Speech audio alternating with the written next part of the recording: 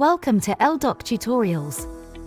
In our tutorial today, we'll take you through the steps to assign a group of validators to a workflow that requires data validation. To begin, head over to the administration menu and click on Group Directory. This is where you can create a group of users who will be tasked with validating data whenever the accuracy level for data recognition falls below the predefined threshold. When setting up this group, it's crucial to assign it a proper name and tag, and to add the relevant users.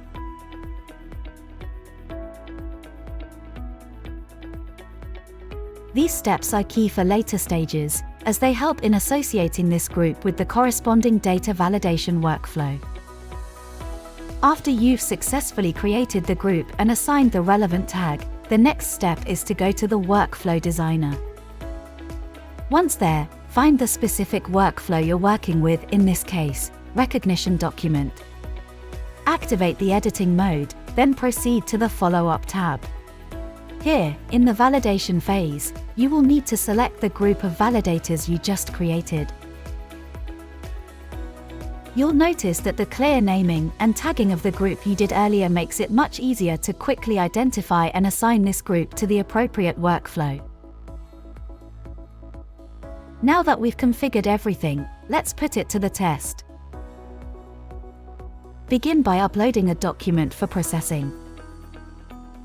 Once the system processes the document and identifies a need for validation, it will appear in the designated validators inbox.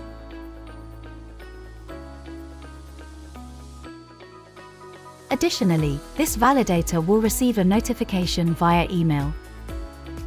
The validator can then open the document to review and make any necessary adjustments, such as filling in missing fields or correcting inaccuracies.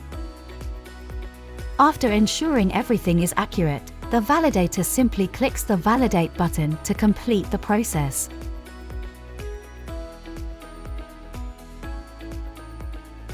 Once validated, documents are moved to the archive, and the captured data can then be routed as per the established workflow in the system.